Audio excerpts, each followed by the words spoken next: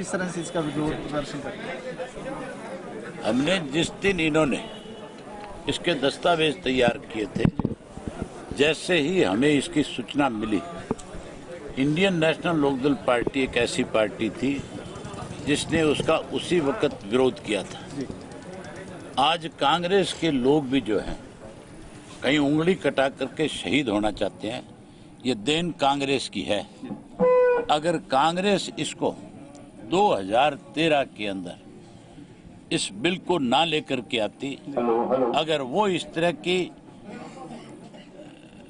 किसान को कमजोर करने की कोई नीति ना बनाती, तो शायद आज ये बिल टेबल ना हो करके किसान की फसल एमएसपी पे खरीदी जाती और किसान का एक एक दाना सरकार की लेना एक मजबूरी हो जाती। लेकिन कांग्रेस ने 2013 में इसी को बिल के रूप में लेकर के लोकसभा में आए थे। उनको इसलिए मुंह की खानी पड़ी कि उस वक्त में कांग्रेस के साथ जो अन्य दल उसका सहयोग करके उसकी सरकार चला रहे थे, उन सब ने इसका विरोध किया और उस विरोध के चलते इनको टेबल किया हुआ बिल वापस लेना पड़ा।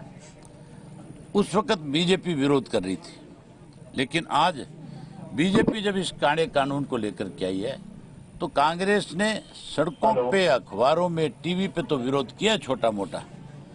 लोकसभा के अंदर आपने देखा होगा कि बिल गिर ना जाए, इसके खिलाफ वोटिंग में कहीं इसकी अपनी पार्टी के लोग या इनके सहयोगी इनके खिलाफ कहीं वोट डाल करके इस बिल को पास होने में दिक्कत ना जाए, इसलिए 44 सांसद जो कांग्रेस के वॉकआउट करके हाउस छोड़ करके चले गए।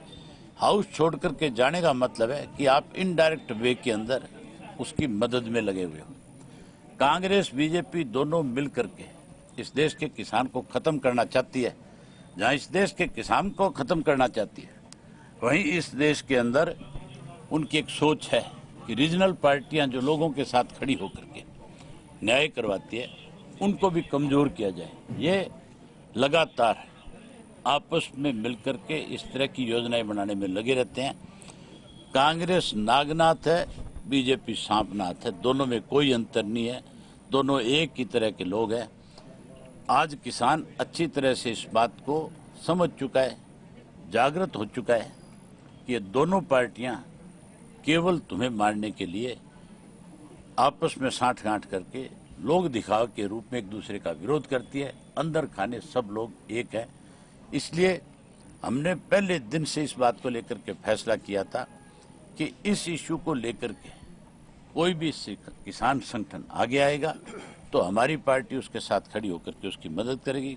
कोई नहीं इसके लिए लड़ाई लड़ेगा तो इंडियन नेशनल लोकदल पार्टी अपने तौर पे किसान के साथ न्याय हो, इसके लिए लड़ाई लड़ेगी। सर, सरकार कह रही है कि समर्थन मूल्य भी रहेगा। और आपने देखा नहीं लाठीचार्ज, फिर आप किस सरकार की बात करते हो? सरकार है झूठों का टोल है, गिरोह है, आप उसकी बात करते हो।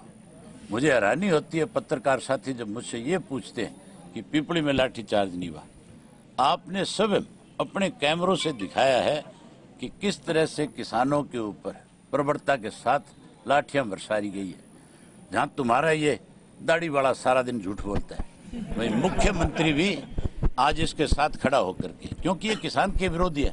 इन्होंने किस दिन खेत में हल चलाए थे? इन लोगों ने तो लोगों की थड़ी पे बैठ करके मुफ्त की चाय पी करके राजनीति करने का काम किया।